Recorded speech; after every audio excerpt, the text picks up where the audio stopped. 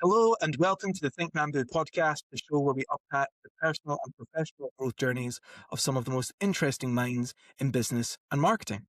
And today we have none other than Donna Wooldridge. Donna, would you care to give a little introduction for yourself for those that may be unfamiliar with you? Great, thanks, Jamie. I'm Donna Wooldridge. I'm a marketer based in Fife. I have 15 years experience in sales and marketing. 10 of those years have been specifically in the learning and development and training industry. I've worked largely for small and medium enterprises with a global footprint. And over that time, I've covered product marketing, content marketing, sales enablement.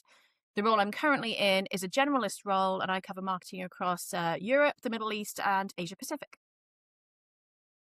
So, only a few places then. Only a few places, a few Only a few countries, places. fine. So Time 50, zones all over here. yeah, well, Easy. you were just telling me before we started that your office is waking up over. Yes, yes, it is. I work for an American-based company, and the majority of my colleagues are in the US across various time zones. So I have mornings to myself. Until recently, I've taken on APAC, and now I have mornings with Singapore and then afternoons with America. Which means you're on all the time, just all the time.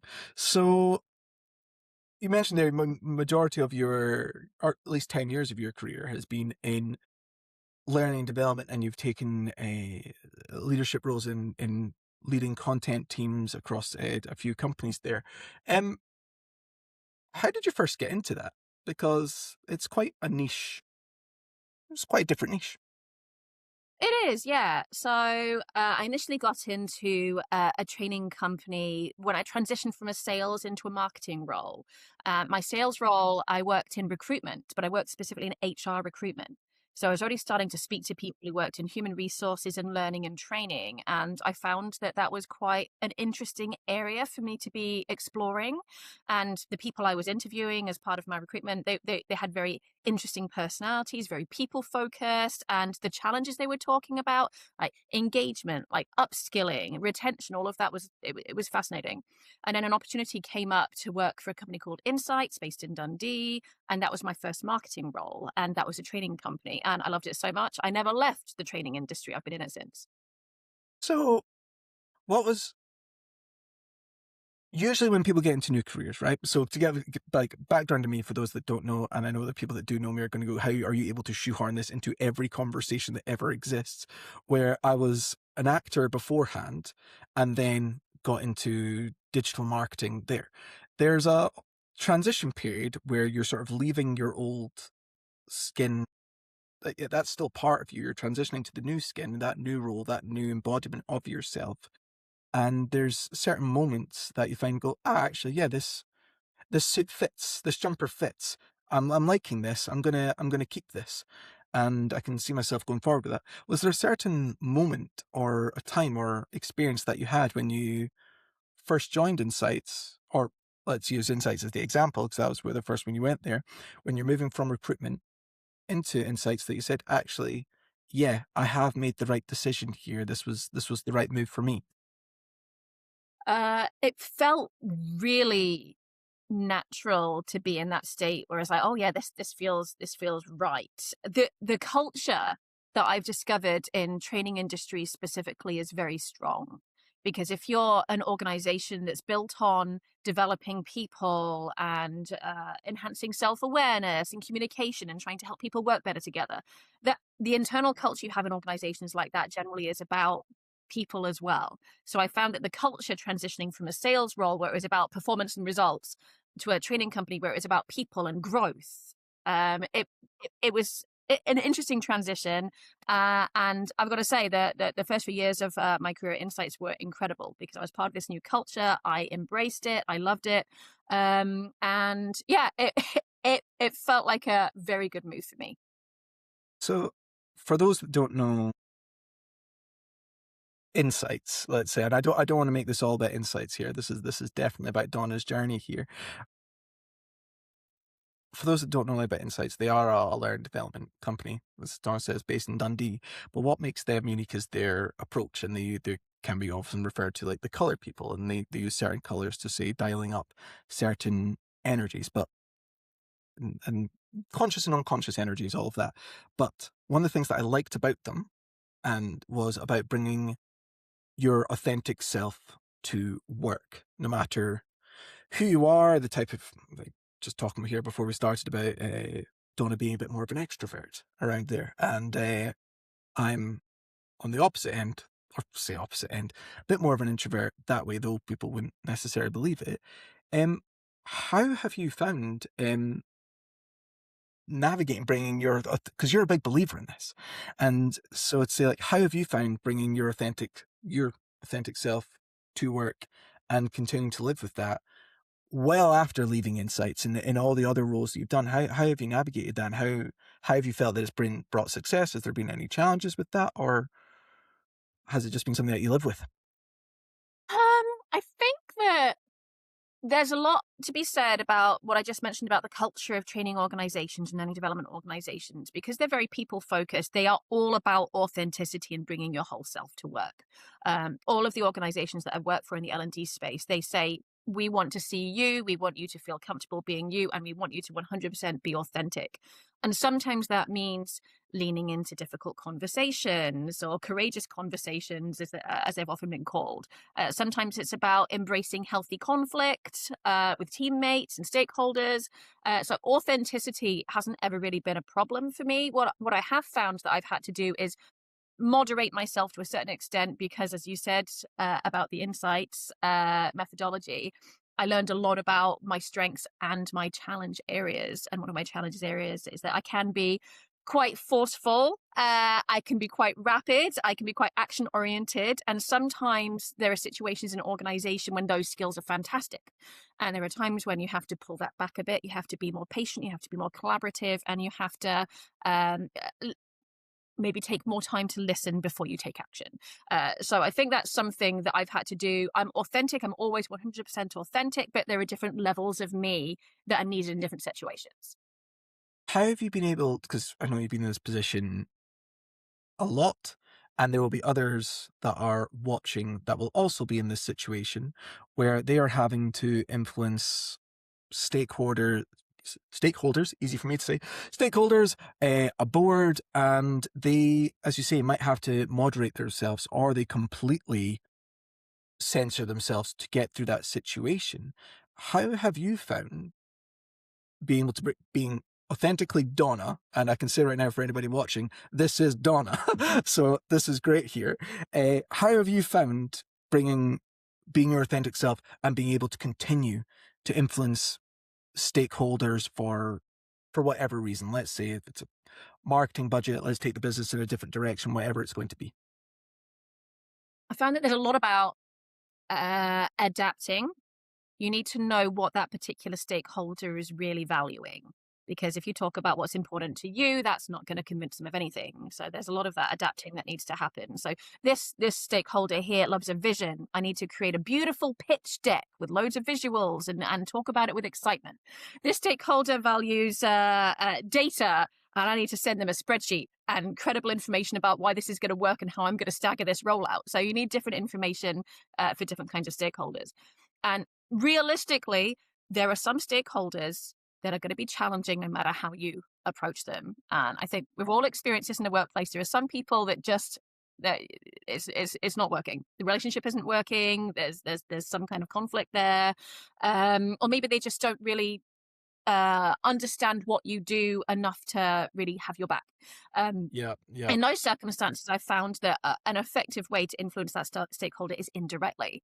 So if you influence a bunch of people who are around them and speak to them regularly, then they're talking to that stakeholder. They're maybe talking about the idea that you've shared with yeah, them. yeah. And when this stakeholder is hearing it from multiple sources, they're more likely to be supportive of whatever it is you want them to do.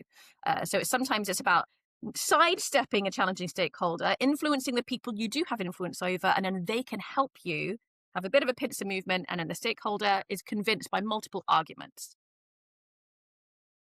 Firstly, that's an awesome answer. I really like that idea of talking to that one person you've got to influence, and actually it's the others that you, not the others you've got to, but some people have greater influence than you in different Yeah. circumstances. Mm. Talk to them instead. You've never felt like you've had to compromise yourself in doing that? You've always felt like, yeah, this is Donna, and this is how I'm going. This is how I'm going to do it. Yeah, one thing about me is that I am very honest and direct, and I would struggle to dilute myself too much, I feel. That's awesome. Moderate, yes, moderate, but I don't think I'd ever be able to do something that didn't feel completely honest or true to myself. See, I think that's going to resonate with a lot of other people because, like, coming from a financial corporate background as well, I don't want to speak for the whole industry at all. It can feel very diluted and watered down. And yes, there are some, and the different workplace cultures, all the rest of that. There, I don't want to paint it all with the same brush. It can feel like you're leaving a large part of yourself at the door to, crunch the numbers, do your day shift, come out. That's the end of it there.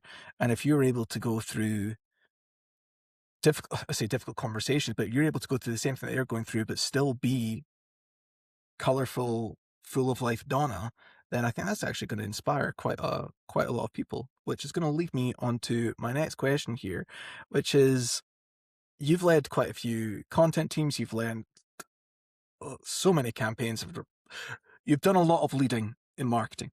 And what I'd like to know is what has changed in that journey for you to how you approached it in year one as to how you are approaching it in 2026? What lessons have you learned and what's changed in your approach?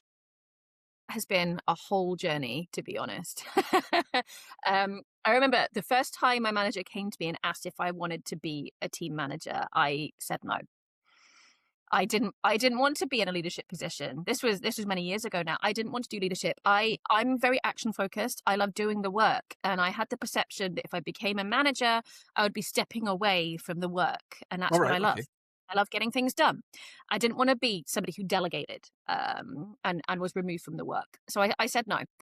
And I thought about it for about 3 months, and I realized that it would be good for me. It would be a challenge. It would be a step up in my career. So with reluctance, I went back to my manager and said, okay, I will try management. So I was a very reluctant manager when I started it. And as any new manager is, I didn't know what I didn't know what I was doing. No idea. I hadn't had any management training. So Classic. yeah, it's one of those things. You step into management. You've never been trained as a manager. You're expected to be good at it, and I wasn't.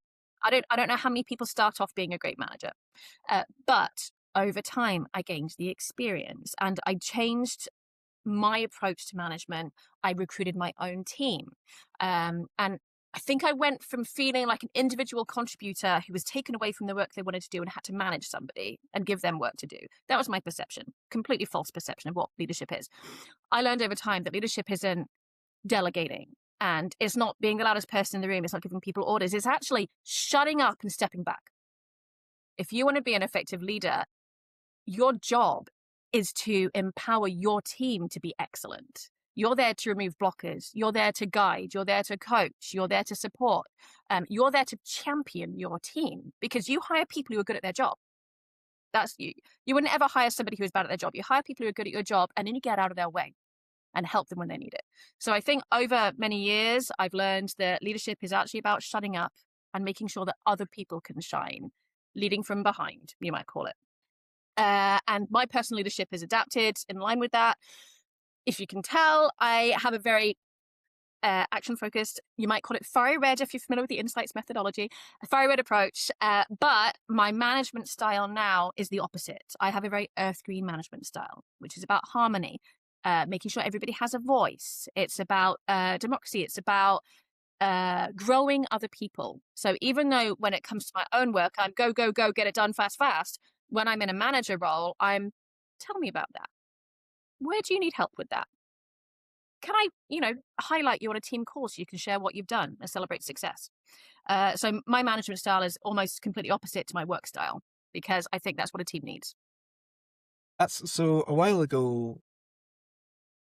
I was looking up the difference between a transactional and a transformational. Transformational leader, yeah. Yeah, transformational leader. The ones that the ones that retained most of their workforce, their employees were ones that took on a transformational. I need to look over where I got the data. Anyway, it was a transformational leadership because they valued the people more. It was just that thing where you said listening to them and giving them a voice and also acting on it. You can't just say, yep, listen to that and then never do anything about anything they're saying. No, Yeah, off you go, thanks. This isn't like a half-hour therapy session or anything like that. That's not what this is. But the ones that were predominantly transactional, uh, they were left feeling a little bit hollow and were just, yeah.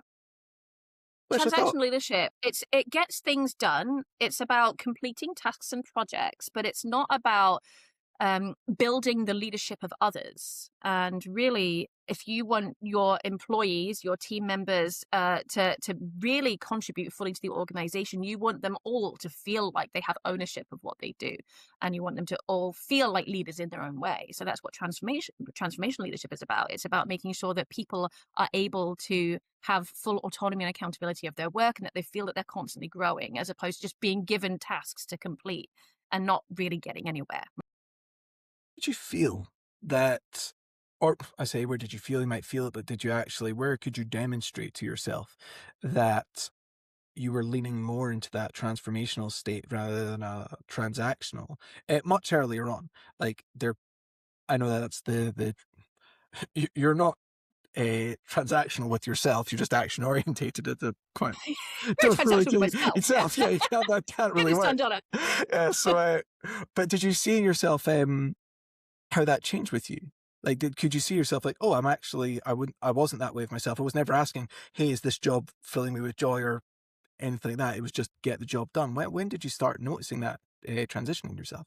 I guess there were a couple of moments. First, I said that I started out in leadership very reluctantly. I was like, I don't want to do this. It's going to take me away from the work I love doing. I ended up loving having my own team. Loved it. I like the team meetings that we had once a week. They were the highlight of my week. So I went from not wanting to do it at all to thinking I love this and I would like to always do this. So that was one moment when I realized how much I enjoyed it from feeling very uncomfortable from one of my first steps in leadership. Our second point is a very specific team meeting that we had in Amsterdam, where we ran an exercise. I don't want to describe the exercise in too much detail, but basically you have descriptive cards on different colors.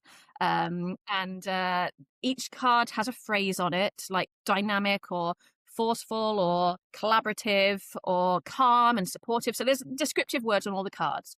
And in the exercise, you give cards to people in your team that you think describe them. And they can choose to accept the card if they agree with it or not if they don't agree with it. At the end of this exercise, despite the fact that I am very action focused and very red, I came away with almost exclusively earth green cards. Because even though my natural way of being is getting stuff done, when I show up at a team environment, I'm not showing up like that. I'm showing up as the person who's calm and diplomatic and who is listening and supportive. So the fact that I had a bunch of earth green cards sitting in front of me at the end of the exercise was actually really emotional for me. I almost cried because I put a lot of work into making sure that I was showing up as the kind of leader that my team needed instead of the Hmm, kind of hmm. individual contributor that I was. It's been quite like eye-opening. I mean, like, so for full transparency here, I also worked at Insights for a short period, and I also saw a transition in my growth journey there. I was only there for just over a year, and I did I did the it's not the profile. I did the profile. I've completely forgotten the name of it, Donna. I don't know why I've completely The forgotten. Insights Discovery Personal Profile. That's it. I was there for many years. It's interesting. I was just thinking it's the profile. Maybe there's a reason I only lasted just over a year. Anyways, the yeah, and I found that when I first joined, it was something ridiculous for conscious, and it was primarily earth green with a little bit of sunshine yellow over the line. For those that don't know Insights, this is going to sound absolutely mental to them. So yeah, earth green, and but something, it was something like 97%. It was of conscious and unconscious. I think unconscious. No, sorry, unconsciously it was 97. Consciously it went up a little bit with others. And then the second time I did the profile, there was earth green Sunshine Yellow and Cool Blue over the line, but Cool Blue had overtaken Sunshine Yellow in terms of the energy that was dialed Yeah. up. It I can't. shifts. It It shifts because shifts all the time. we grow as people, our personalities change, and you can see that reflected in the profile when you get it done repeatedly. You can see your growth journey, Yeah. which is amazing. And it was, which felt, the second one felt more natural because I thought also at the time it was during a period of I really want them to like me. So I felt like I was doing everything I could to, my natural state was make them like you, make them like you. And when I was going to go, oh no, look at the data, make sure you're, like, this is all happening. The logic needs to be applied here. What if my logic didn't match what was going on at the time, or the data wasn't going favorably for the people I was presenting it to, therefore they wouldn't like me. Oh no, what do I do here? And then I have to admit, after a few months, that went away. I just said, like, no, actually, no, this is what data says. We need to be doing this. And the feelings kind of have to Yeah. go out the window. So it's just fascinating, that journey. Keep going on this theme of growth here. We've had that transition here from HR to, not HR, from, oh no, recruitment here, but it was predominantly HR recruitment. recruitment. Yeah, sorry. From HR recruitment over to L&D here. You've risen up to be leading a team, and now pretty much when someone says a team, there's quite a large content team here. It's not just Donna and, you know, Gary, who's 21 staying. There's quite a few of them here. So what kind of habits are learning that you've done to continue this growth? Is there a sort of positive habit that you've either picked up or that you've heard from others that you've brought up, or that you've taken on, anything like that sort of helped elevate your career or just your personal life? Sure if there's a habit that I've picked up, but I think my approach of focusing on the works, even when I led a team, I didn't completely remove myself from the work, as you could probably expect. So I was still doing the work. And I've always had very high standards. So I get work done very quickly, and I get it done to a high quality. So that's not a habit. It's more of a work ethic, I suppose. And I found that that's helped me over my career, simply because I built up a reputation for getting stuff done in every organization that I've been in. It means that I get offered promotions. I don't have to ask for them. It means that if there are ever redundancy exercises, I get kept on because I'm a doer. And it means that when colleagues leave and go to other jobs or progress their careers, they recommend me because they've seen my output and my Mm-hmm. pace of work. So over my career, the organizations I've gone to, um, have often been as a result of recommendations from people who've seen me at work and they've worked with me. So I don't want to recommend this as a course of action for anybody to grow their career, because it feels very much like, oh, just let the work speak for itself and everything will be fine. That's not going to work for everybody. You have to do a bit of a personal promotion, but it's worked for me. I have consistently delivered high quality work, and that has allowed me to grow my career quite organically, simply because people know that if they need a marketer who can get things done, and I'm the person that they need. So yeah, that's not really a habit. But there's something to be said there about consistency, because there's, like, I've worked with so many people that can be incredible. Like, they can do absolutely incredible work. There have been instances where they've done incredible work, and then I know, but the consistent day-to-day level is 6 out of 10. But then when push comes to shove, here's that, when it mattered, here we go, that's it. And I go, why can't we get that all the time? That part there, that's really good. What do we need to change, or what's blocking you from doing this, or what is it? And there are others that just, like, career might not be important to them, and that's completely fine. For you, I know that your values are that you care. So you're going to put yourself into it. You are going to deliver the best that you can, because there's some element of this is a reflection of you to an extent, and you want to hit that mark every time consistently, not dropping the ball. I mean, we're all human. It happens eventually. But I can see that there because, and that's something I actually tried to tell my team as well. Of like, if we can consistently do great things, we don't have to do absolutely amazing, mind blowing. Here's the record breaking every single time, but consistently great. That's going to be remembered. And yeah, some people will get used to it and go, "This is just what we expect of you." That they expect great from you all the time. That's It a nice comes with thing high to have. standards. Yeah. Yeah, when you have that reputation for doing great things and people come to expect it, and every time they're like, "Oh, this is only 99% great. I was expecting 100% great." Also, what a Set compliment, set right? myself a high bar. Yeah.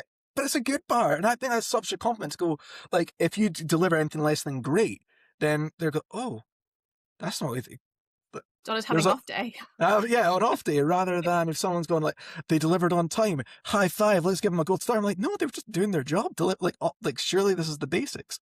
So, don't want to get too deep into that there. So, one of the things I'd like to ask you, because you are, and it's quite topically relevant right now, is you're really deep into the content landscape, and there has been over the last 2 years now, 2.5 years, if we're really going into the rise of AI and people actually a more general adoption. I would like to know from someone that generates, or not generates, that sounds like your factory. You're creating lots of high quality content at a really detailed level for, well, you've said at the beginning, so many markets. Where have you seen that AI has been able to help you in your job there, growth there, and where have you found the challenges of it?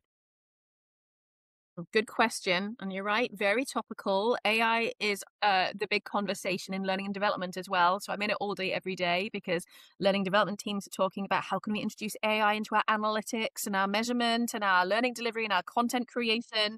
So it feels that it's in the world of marketing as it is in every other world at the minute.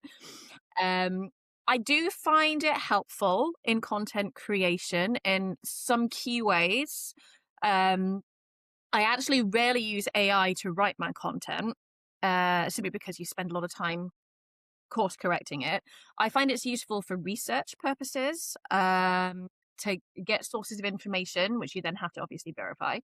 I find it useful when it comes to thought partnership. So recently, what I wanted to achieve with a piece of content, I needed a downloadable asset for a LinkedIn campaign that was going out to APAC in the Middle East, and I needed some ideas to get my creative juices flowing around what kind of content item was likely to get the response that I was looking for from my audience. And I asked AI, I told it exactly what I was wanting to achieve, what my audience was, what the flow was going to be after the download happened, and asked for 10 recommendations for a type of asset that would work. And from there, AI gave me a list of 10. I knew instantly this one, this one, this one, they're not going to work. This one has potential. And then I developed the idea from there. So it's great as a thought partner just to give you some initial ideas or to develop your ideas. And one thing that I find AI particularly useful for is when you're writing short copy, like ad copy, Yeah, and you need yeah. to get it to a very specific character count. You know exactly what you want to say. You draft it and you say, "Can you get this to 160 characters?" That is something that I find AI very useful for. But yeah, in the content world, it is also a bit of a risk. Partly, I know that people who work in content are very afraid that AI is going to replace their jobs, and I'm sure that's happening in places already. But it's also a risk because when you rely on a content marketing strategy to get your inbound leads, uh, having AI generating reams of content all over the place is just saturating all of the channels where we're trying to attract audiences. And that is creating this whole content fatigue. So, yes, we can create content much more easily with AI, but we're creating so much more of it that it's harder to attract attention with the content that we are creating. So, I'm not entirely sure what the solution is to that, but it feels like, yes, we've won some and we've lost some. I think you've hit something there. It's just made me think there, and I don't have the answer to it, but the direction I'm leaning is we have got a tool here, whether that's depending on what you're looking for, if it's going to be Nano Banana for your images there, or I mean, anybody's still using ChatGPT for copy, you know, good luck for you. Uh, Quality over quantity every time. We're able to, we've got the tools to create as much as we want all the time. It doesn't mean it's any good. So it's like we've just got to go with quality every single time, rather than just churning out for, as you say, we're fighting for attention all the Yeah, time, and people are getting it tired, is. and people are getting It's a tired constant of, fight. yeah, And it's then getting, there's also the issue that with AI, all information is available at your fingertips. So in the past, in B2B marketing, you focus quite heavily on guides and ebooks and downloadable resources that help people do their jobs better. Um, in the world of AI, I'm not sure that those are going to continue to be valuable lead magnets simply because why scour LinkedIn, see an ad, download an ebook when you can just ask ChatGPT, hey, how should I do this? So I think that the way we do content marketing, especially in B2B, when you're looking at that the valuable resource or value add is going to change because of AI. it's a very concise and solid answer, which kind of leads me on to my, not my final question, but one of the last ones I'd like to ask you here, and it's going back to that growth part. Where is there a part of your career where you have come across something? Because I know the reason why this, my, come with me on a little journey here to go with my mind, like, I've forgotten the word for it. Trail of mind. I think that's what I'm going to go with here. I'm taking you on a walk here, where AI is providing so many challenges for yourself that people are either using it to their advantage or they're not overcoming it at all. They're actually getting themselves into real bother. For example, there was a post that, this is going to make this a little timely here. There was a post that came out either yesterday or the day before, where there was an enterprise company that had been using an AI agent for their analytics and to make decisions on their It's go-to-market always fun. strategies. And it Mm. had been hallucinating for the last 3 months. And it's Yep. caused so many problems now for that particular marketer. If I was to ask them this question of what is a problem or a situation that you thought you could not overcome here as a challenge, but you eventually did, what would that be? And I'm using AI as that because I find that a lot of the challenges that marketers are having are actually possibly down to a misuse of AI, and then how are they overcoming it? Yours doesn't have to be about AI, but was there a situation that you found, this is, it might not be insurmountable, but you might think this is really difficult, but you eventually overcame it? And how did you navigate that? I don't think it would be AI related mine. I think that like a professional obstacle in my career that I've overcome, I think it's probably relatable to a lot of people. It's imposter syndrome. You know, I can still remember way back in my career when somebody said to me, "Hey, Donna, could you make me a landing page for this campaign?" And I was like, "Yeah, yeah, yeah, sure, absolutely, yeah, yeah, yeah." And as soon as they got, I googled what is a landing page. Going back to when I knew absolutely nothing. I'm like, "Well, I can do that, no problem. What is it?"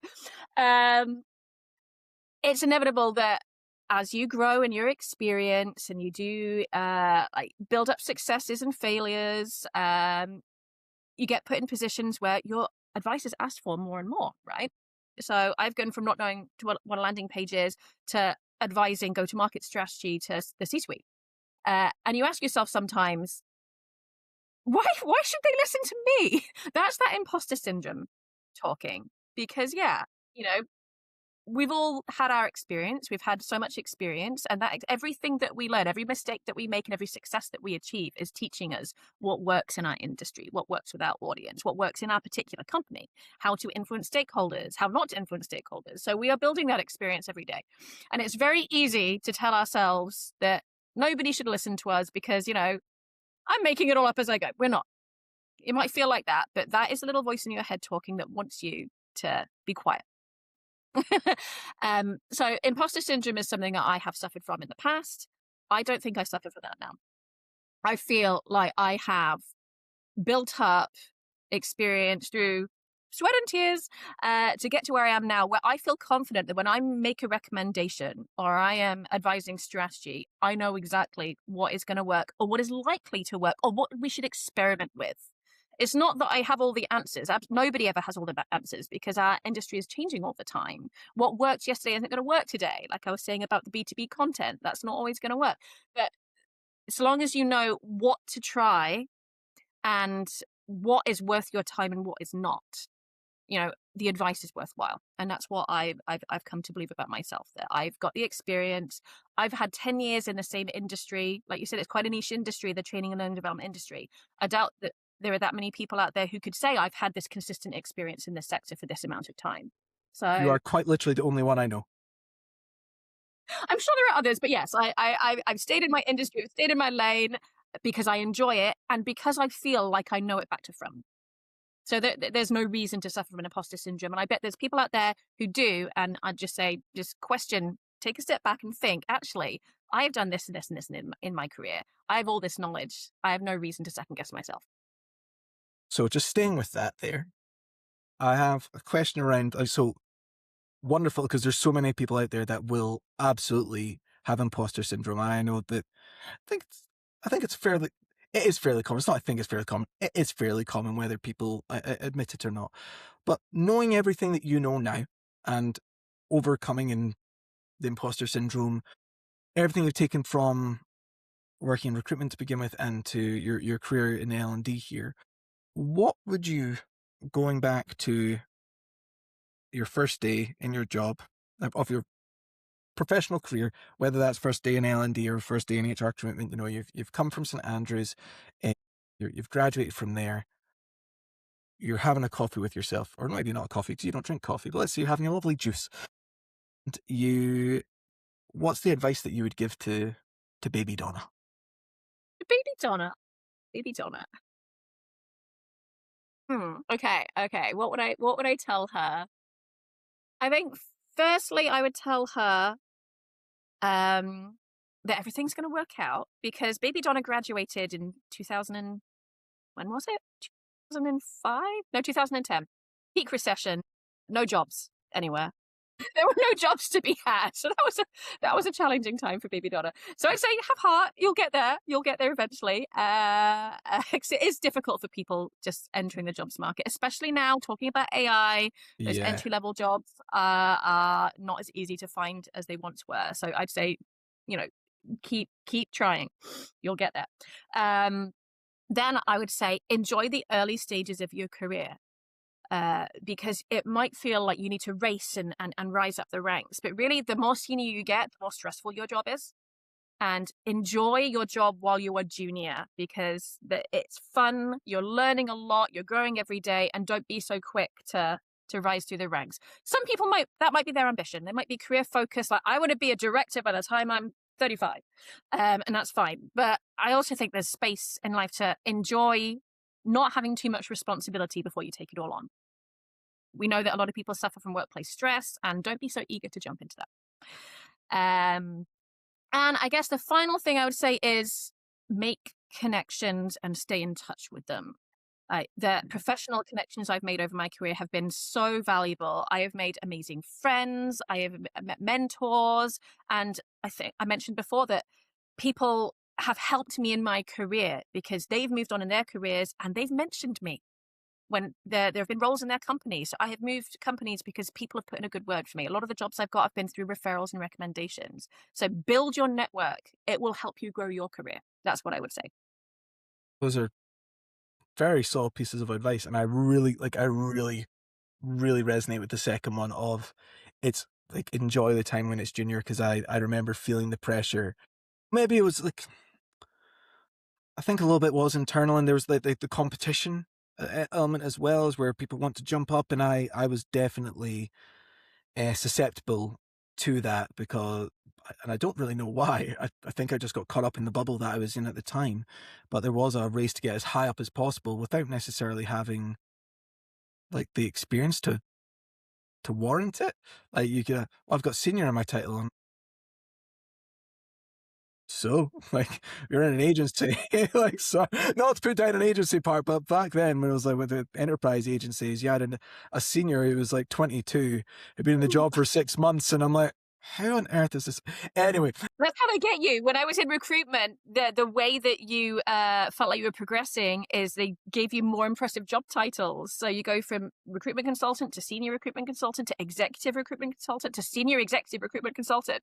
You're doing exactly the same job. They it's just make just, you feel like you're progressing by giving you a fancier title. yeah, and yeah, a little bit more experience around me now, but no, I lapped that up at the time, and yeah, should have enjoyed the journey, or looking back, should have enjoyed that journey a lot more. But to go to your last point there about your network and create those connections, the last question I've got for you is, for the success you've had in your career, I find with everybody that it takes a village. And there's people that help prop you up, as you said there. They go to different companies and they say, you know who we should bring in here? Donna Wooldridge. She's our gal. This is who we want. I like to end these with on the tone of gratitude and positivity. And is there anybody that you'd have in your career, or a group of people, might be more than one, that you'd like to go like, yeah, they actually had a really positive impact on me. When I look back on it, that's someone that I'd say, yeah, you had a you did a lot of good in my life. Yes. I mean, there are multiple people that I would love to acknowledge. There are people who supported me with my career for many years, but there's one person in particular I would like to call out, and that is Spencer Gilman. He's formerly of Insights as well. That's where I met him, who was my manager there for a time. And Spencer has been my champion throughout my entire career. So he got me the job I have at the minute, actually, Hey, simply because he, having not worked with me for some time, happened to meet somebody at an event in Austin. He's based in the US. And that person said they were looking for a marketer. And with no prompting, Spencer said, Donna's your gal. So as a mentor, as an unofficial sponsor, Spencer has had my back throughout my career, and I am so grateful to him for seeing that potential in me. From back when this was back when I was quite junior in my career, and Spencer clearly saw potential. He's helped nurture me. He's helped me transition to other roles, and he's still a mentor to this day. So whenever I get the chance to go out to Austin, we meet up and we discuss our careers, and it's amazing. So that's who I'd like to acknowledge. five for Spencer. Hi, That's what we like to hear. Well, well, thank you very much for taking the time to chat with me, Donna. Um, what's next for you, and where can people find you? What's next for me? Well, I've only been in my current role for 7 months now, so I'm excited to continue to make a difference where I am. Recently, as I said before, expanded into Middle East and APAC, so I'm covering multiple regions now, and I aim to grow those and make those successful regions. That is what's next for me. And where you can find me, I'm on LinkedIn, Donna Wooldridge. I don't know if there's that many of us, so you should be able to find me. If you see Donna Wooldridge based in Dundee, that is me. Awesome. Well, and thank you to everybody who has taken the time once again to listen to Think Bamboo podcast. I appreciate all of you. So thank you very much. Take care, and bye bye.